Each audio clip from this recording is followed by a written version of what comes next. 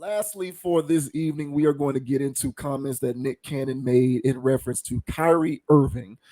So before we get started with this video, man, I did want to tell everybody, or rather remind everybody, that if you're watching this video on the YouTube channel, hit that subscribe button, like the video, man, share the video. We certainly appreciate the support. We certainly appreciate you supporting logical content.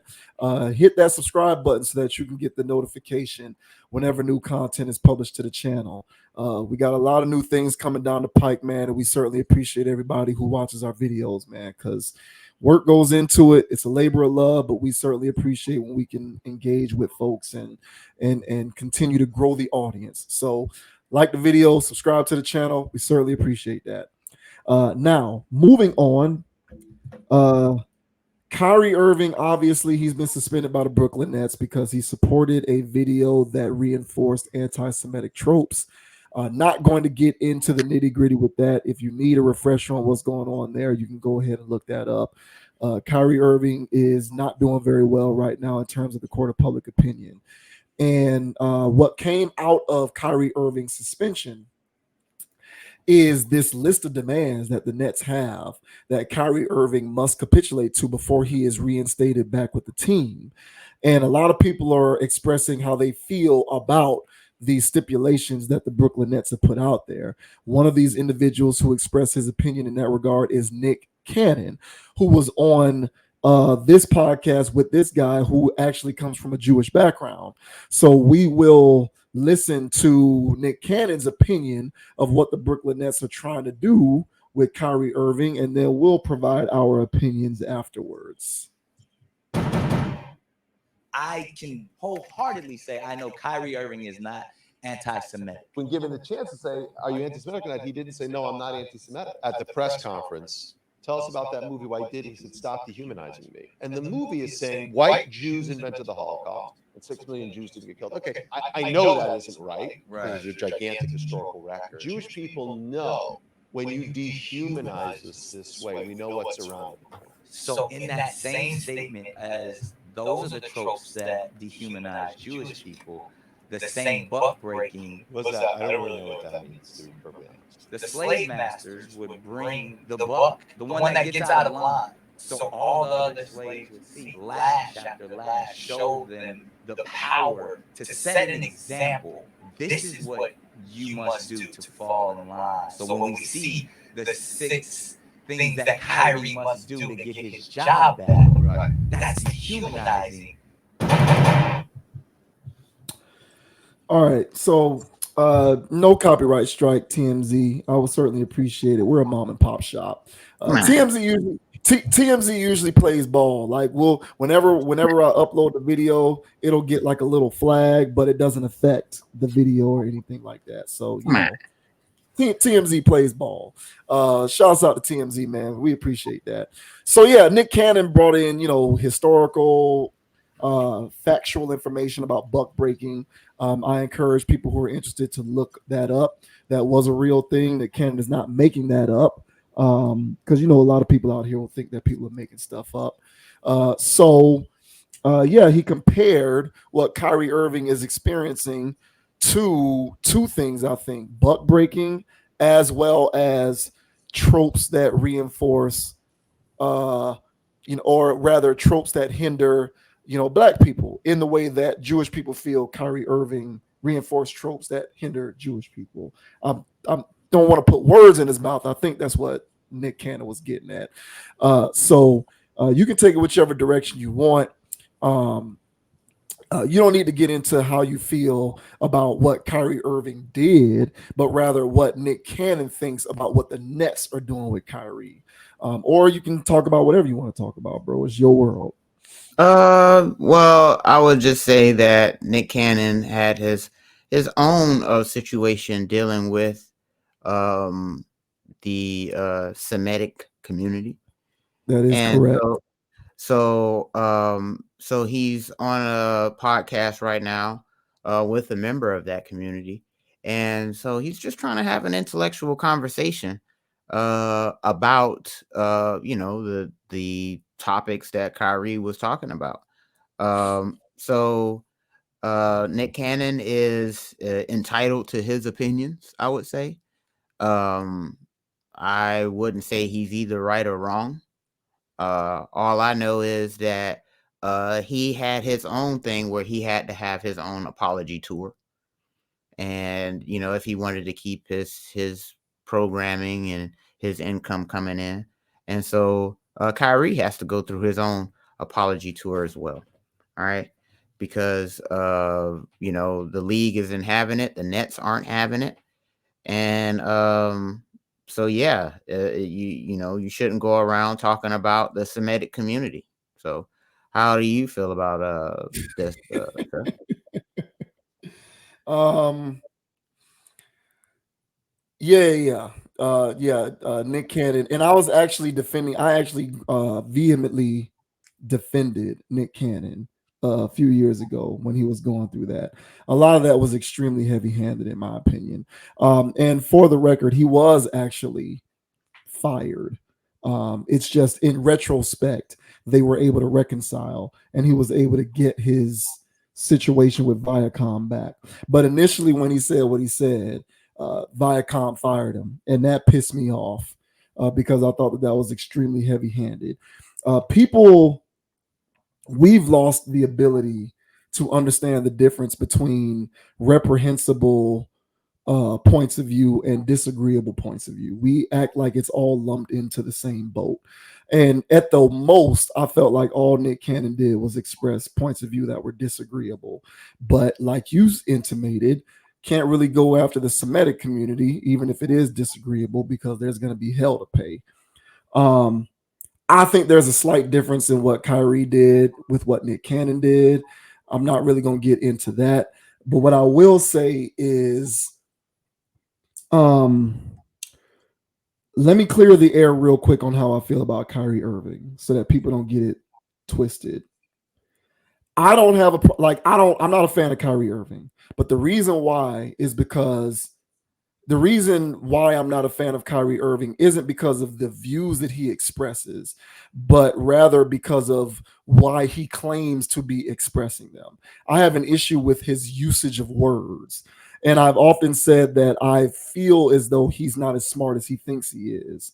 That's not to take anything away from his intelligence, but he strikes me as the type of person who, from time to time, says things that don't make sense, but in his mind, he thinks that they do. For example, um, you can't claim to be a voice for the voiceless, but then do something that said voiceless cannot replicate because the ramifications, if replicated by said voiceless people, are going to be far different than the ramifications that you would incur for doing such things. So if you're going to be a voice for the voiceless, quote unquote, in my opinion, I think that you would have to employ practical uses of your views in such a way that could be replicated by voiceless people. But you can't really, you're not doing that when you're taking these weird stances uh, on strikes and things of that nature because voiceless people couldn't do that or else much or less risk their livelihood. So stuff like that, I feel like he doesn't necessarily go about doing it in the most practical way that he can. And I'm a guy who's about practicality. I'm about implementing strategies that yield tangible results and not just, you know, talking and waxing poetically on things that don't actually have a practical application. So that's primarily the issue that I have with Kyrie Irving. And I think once again, he put his foot in his mouth with his latest incident. But where I will say that I agree with Nick Cannon is I do think that in the aftermath of of a person expressing their views, what do you stand to gain from having them leap through what do you stand to gain from having them leap through hoops in order to secure reinstatement? So I'm gonna just read real quick here what some of this stuff looks like. So I'm reading an article from Fox Sports. Um, so apparently, the NFL Players Association is appealing the steps that the Nets are trying to put in place to in order for Kyrie Irving to be brought back onto the team. Yeah, and it says Irving was suspended for at least 5 games until he adequately came to terms with the harm he caused when he tweeted a link to a movie that spread anti-Semitic misinformation. According to The Athletic, the terms included an apology, a donation of the agreed upon sum of $500,000 to organizations that fight hate, complete sensitivity training, complete anti-Semitic slash anti-hate training, Yes, meet yes. with Anti-Defamation League and Jewish leaders in Brooklyn, and meet again with Nets officials, including team owner Joe Tsai. Now, that to me is ridiculous. That to me, I find to be ridiculous. Like, he's going to complete these various modes of training in order to That's right. do what? What do you think is going to be the result of him doing this? You think his heart's going to be changed and he's now going to have a different opinion? I would hope so. Well, that's the thing. That's not going to happen. And see that, like, that's the trepidation that I have with this. And I know, right? We're having this is Nuance Day on the Conscious Approach channel. This is Nuance Day. So while I disagree with what Kyrie Irving initially did, I feel as though these steps are, to bring it back to the last topic that we discussed with Jay-Z and Jeff Bezos. I think that this is a form of a dog and pony show. Like, he's going to complete these sensitivity trainings to satisfy whom? The public and their public. Like, people who believe that Kyrie Irving is inherently anti-Semitic are going to continue to believe that even if he goes through this training. There is no one who thinks that if there is no one who believes that he's anti-Semitic, they're now not going to believe that he's not because he did all of this stuff.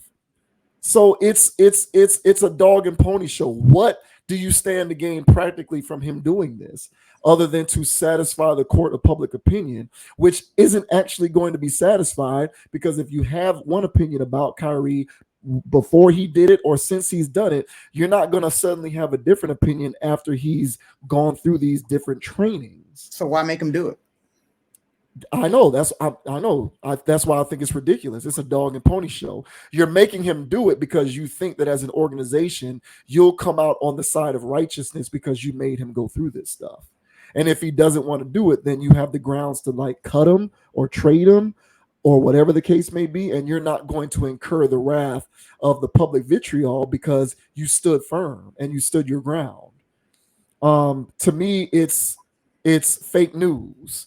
That's what I believe that this amounts to, is fake news. And I'm not a Kyrie Irving fan, but practically, what is the yield of all of this training? And I have an issue with the word training anyway. Like, what are you going to train his behavior like you would train a German Shepherd? Like, what does that even mean that you're trained? That what? Like, look, bro, seriously, okay, just read this out loud. What does anti-Semitic slash anti-hate training mean? What does that mean? Listen, you listen. So the Semitic community has had a history of people hating on them. There's all kinds of nasty conspiracies out there floating around on those people. And they can't, and every time people go around floating these nasty conspiracies, all right, then people want to get nasty with them. So he has to go to a training, all right, so he can understand the history of the Semitic people. So at that point, he doesn't spew any rhetoric, hateful rhetoric, out loud, so people can go out and actually start believing in these harmful conspiracies. So he does need a training to know how to talk in public. I would agree with that. That's what the I training agree for. with. That's what the Yes, training but for. I hear that. But this makes it seem as though it is a form of training that's specific to anti-Semitism, when it kind of strikes me as he just needs sensitivity training, period. Yeah. Which I would go so far as to admit, because like I said, I personally think that he puts his foot in his mouth far too often, in my opinion. And I think that he claims to be someone who speaks on behalf of his people, but he often does and behaves in ways that are counterproductive for his people, were they to emulate his behavior or any of his thought processes. I just I just look at the way that the world is, not the way that the world. I don't look at the world as it should be. I look at the world as it is, and in the world as it is, we are clickbaity, we're trollish, and we deal with information in its immediacy. And in its immediacy, no one's going to forgive Kyrie Irving, even if he goes to anti-Semitic, anti-hate training. No one, no one. People who don't like Kyrie Irving because of what he did are going to continue to not like him even after he finishes training. Could you suggest that maybe he's not going to perhaps influence people in the future because the training will prevent him from putting his foot in his mouth anymore? I guess I can understand that. I can understand that logic, but I don't think that's the motivation behind the Nets making him do this. I think the motivation behind the Nets making him do this is to appease the general public who's very anti Kyrie Irving right now. I don't think it has anything to do with not influencing future generations of people who might believe in that stuff. Well, that's So, what. it, That's what the guy that was interviewing, uh, Nick Cannon said. He said that he was out here mhm, spewing this stuff that's this anti-Semitism, and you know how people act once they start hearing these anti-Semitic. Well, our people know what that leads to, and it leads to atrocities and all types of stuff. So there's no room there's no room to talk about the Semitic community that way. So if you do talk about them that way, well, you're going to have to know how to talk in public so you don't spew that hate anymore. All right.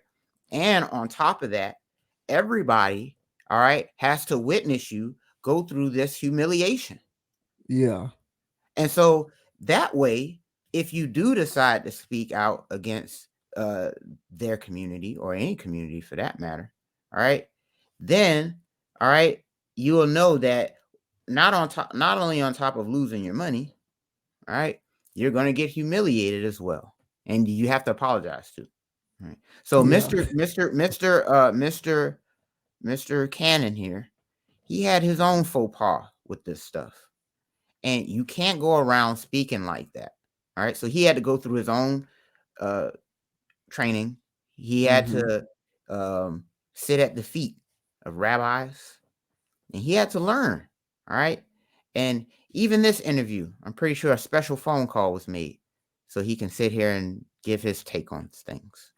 All right. So Mr. Kyrie, all right, he's learning firsthand that hate speech is not allowed. And so the training, all right, it will run its course and it will work. And so when everybody's watching this guy go through this horse and pony show, as you call it, nobody else wants to go through that show. So why? So let's make an example out of this guy. All right, because this can't stand. So I'm all for, all right, the Brooklyn Nets doing this. And I'm gonna tell you why. All right. It's not to appease the people uh, who don't like Kyrie Irving. It's to appease the people that don't like what Kyrie Irving said. And so once you do that, all right, you are now in the good graces of those people and anybody else that was offended by that. Well, And right that's and what I right. think. Go That's what ahead. I think is. That's what I think is the. That's. I was just gonna say. That's what I believe is the primary motivation behind this stuff. I don't think it has anything to do with Kyrie's need to undergo anti-Semitic training, and it has everything to do with the Nets being portrayed as an ally in the fight against anti-Semitism, which perhaps is the same thing, but I think it's more of a play for positive public appeal more so than it is an actual disciplinary tactic. Yeah, I agree. And so I'm against anti-Semitism too. So don't go around spewing hate because it's not cool. So I would say that for sure. All right. So Kyrie is learning a valuable lesson here. I would say, and No, he's anybody not. else that I think He's so. not. I Mm-mm. think so. If he apologized, I think he learned it. Man, I people think he can learned it. apologize all day. Kyrie Irving has 80 million reasons why he's gonna apologize. Well, what I'm getting at is he's still gonna be he's still gonna be your version of Kyrie, the one you don't like. Oh, he's still gonna do that. Mhm. Yeah. He's not gonna do no more anti-Semitic rhetoric. That's what he It's did. only a matter of time before we have the next Kyrie incident. It's going to be another Kyrie incident, but it won't be a one that's dealing It with won't be anti-Semitic. anti-Semitic. It So won't. he learned his lesson. There you go. He learned his lesson. He's not going to stop being Kyrie. He's just going to stop being anti-Semitic Kyrie. Lesson learned. Same thing here. Same thing here for Mr. Cannon, who was at the feet of rabbis. You know, he's still plugging these women. He's still wilding out. He's still doing his thing. But one thing he's not is anti-Semitic. I hear that. Yeah. Did you do that on? Did you mean to do that? What's that? He's still out here wilding out. Yeah, Was that bro. like an Come on, intended man. pun? Come on, man. We out here. And so this is what happens when you go around speaking hate speech on the internet. You're going to get course corrected. You're going to have to apologize, rightfully so, and you're going to have to go on a I'm sorry tour. So Kyrie is on his I'm sorry tour, and he's the guy walking through the village as the man of shame. Yeah, look at this guy. Everybody, whoa, and he's the man of shame. And so nobody else is going to come out of their mouth sideways like that because it is hateful.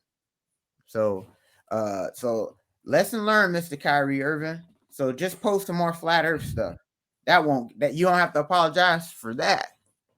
No, that's true. Yeah, and I hate what he did, but again, like I'm not a Kyrie guy. I'm on record. I'm not. I haven't been ever since he demanded to be traded from Cleveland all those years ago, and he went on First Take and just refused to answer questions. Yeah. It's like, dude, well then why did you come on this show? He was being asked legitimate. He was being asked legitimate questions, and he was just giving the most ridiculous non-answers.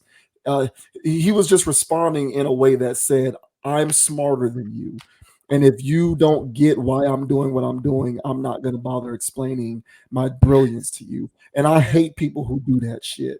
I really do. I hate people who do that. And then he just continued it with the bubble stuff and the vaccine and the voice for voiceless and the Capitol riot stuff and not playing. And I'm just not a Kyrie guy.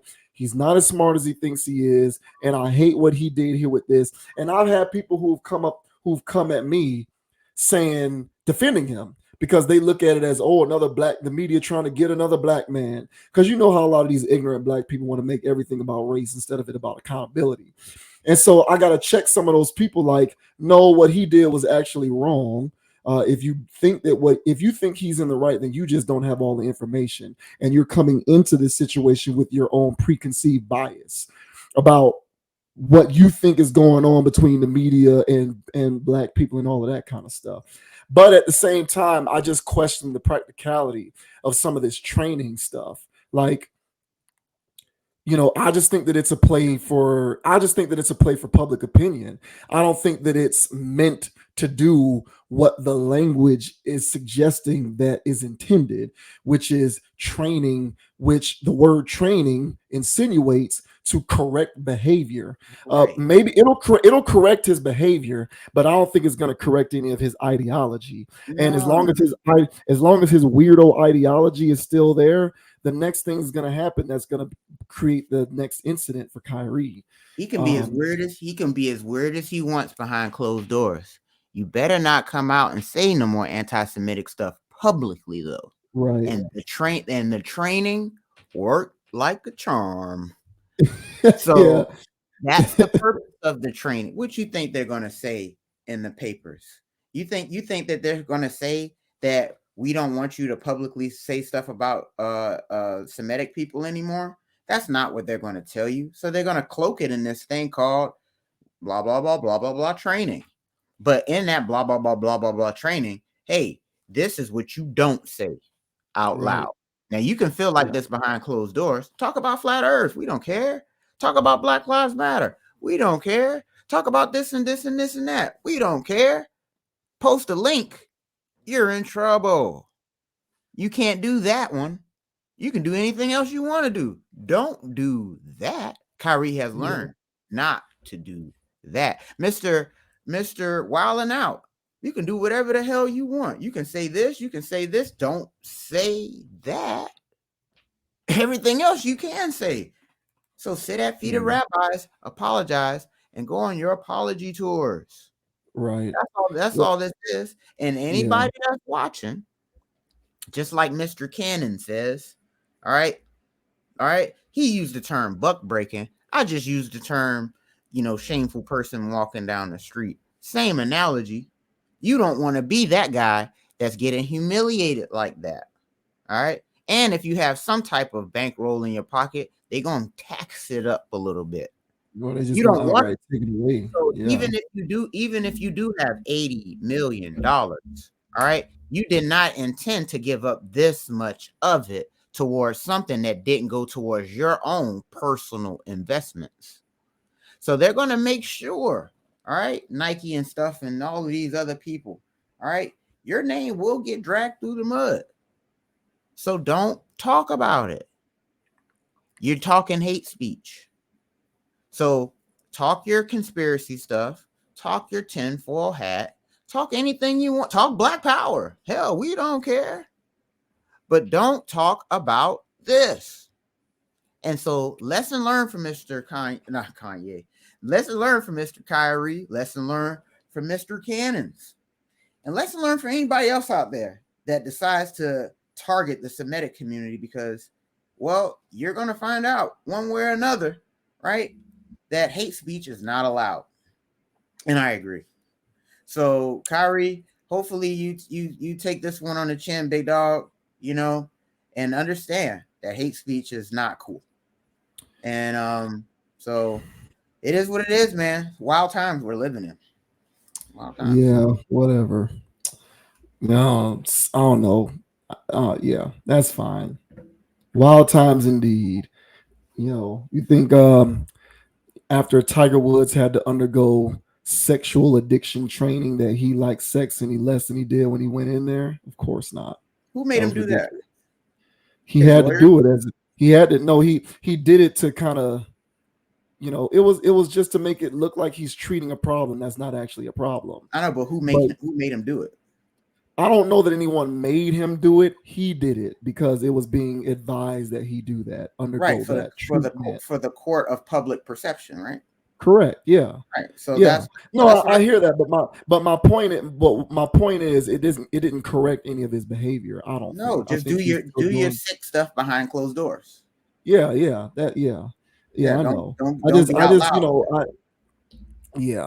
I just would rather the problem get nipped in the bud instead of just don't do it publicly. But I hear what you're saying. I'm just on countdown for the next Kyrie incident because it's gonna happen because Kyrie, that's who he is. I hope Kyrie just stay out of the way, or he doesn't know how to do that. He views himself as a messiah. Messiahs don't stay out of the way; they jump directly into the fray. Well, if he is a messiah, save us all, Mr. Kyrie. All right. No. He ain't saving me. I'm saving myself.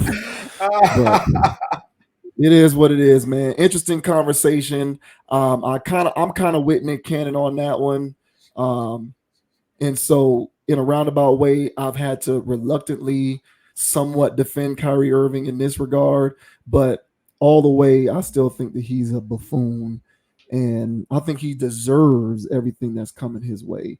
I just don't think that you can train the untrainable. That's just how I feel about that. And I think that, and I don't think he's being, and I told you what I think that training means. And so, yeah, I hear that, but I just don't know what the value. There will be another thing that he says that will piss people off, and he'll have to undergo training of that variety. So he's just going to continue to train and train and train and train. If that's the case.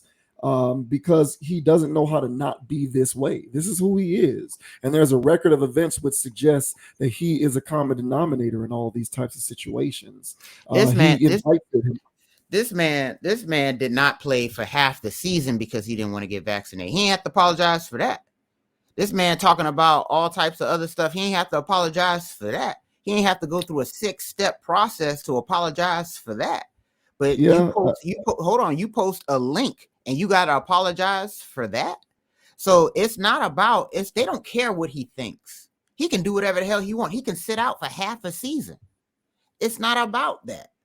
It's about what he said. He's speaking dangerous rhetoric.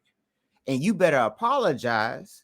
And you have to go on this tour to apologize for your dangerous rhetoric. And if he didn't learn through this training, hopefully he did, that you better not go out around and speak this dangerous rhetoric, lest you go through another humiliation ritual. And so this situation here, hopefully he did learn not to speak about the Semitic community again. But he can talk all his goofy stuff all he wants, and they don't care if he talk that if he does, because none of that harms anybody. He could just talk it. But this over here, it harms the Semitic community, and they can't have that. Rightfully so. yeah, and I believe that he isn't learning and that he will do something harmful, because he just does not care, and he believes he's on the side of righteousness. So I am looking at a trending pattern of behavior with him. It may have started as innocuous where he's spreading his own weirdo stuff, but generally stuff like this progresses. Kanye didn't always start off saying off the wall stuff. It's gotten progressively worse over time. And so I don't think Kyrie is exempt from that. And I think that he's going to say something again that's going to maybe not have the same effect, but it'll be similar. And I guess he'll have to do training for that too. So Hate speech is not cool, y'all. Don't do it. Yeah. All right. All good with that. That was a good one. I enjoyed that. And with that, we'll go ahead and close out for this week. Good stuff. JV Wins Dogon SS. That'll do it for this week's live stream, man. Appreciate everybody for tuning in. Be on the lookout, man. There's a lot of good stuff coming down the pike for the channel. But like I always say when we close out, man, subscribe to the channel so that you can get the notification for all content that gets published to the channel. Like this video if you appreciated the commentary. We certainly appreciate it. Follow Constant Approach on Instagram at ConApproach, ConApproach. Constant Approach is coming soon on to TikTok. We'll be posting clips on that as well, so be on the lookout for that. You can follow me on Instagram at JVWins, JVWINS, and all content, not all content, but all videos also get published to the Conscious Approach meta page. So if you're watching this on the meta page, like the button, follow the page, share the video. Did I say like the button? I feel like I just said like the button. Hell yeah, like it again. But don't like it on the like. Click on it. Yeah, click on the like button and share the video and like the page. We certainly appreciate that. Check out the website as well, constantapproach.com. Full content library is housed there. Keep on supporting that logical content. And if you find yourself in fire because you said something that has a lot of people mad, just understand the value of the training so that you don't come out on the other end of the training still thinking that what you think is cool. It's okay to undergo a paradigm shift and realize that what you were thinking previously may not have been all the way right. So that's my ending TED talk there. But otherwise, appreciate you for support logical content, and we'll catch you on the next video. For sure. And the name is Dogon SS. You can catch me on Instagram at Dogon_SS, YouTube at Dogon SS, and on DraftKings. Holla at me, Dogon_SS. And like I always say, guys, don't be too high, don't be too low. Keep it calm, keep it chill, keep it play, keep it even kill. Don't let anybody get you off your pivot, man. All right. And so yeah, guys, until next time. Hit the like, hit subscribe, like we already said. Hit that bell for the notifications, and we're out. Go Canes! Yes, sir, man. We can't wait to watch the first game of the Washington Flying Bricks. I can't wait for that. Shouts out to the future black president of football operations on that squad. Future black head coach. future black GM, future black vice president of football operations. I can't wait, man. Washington flying bricks. And until next time, we signing off on this video. We'll catch you on the flip side. Peace.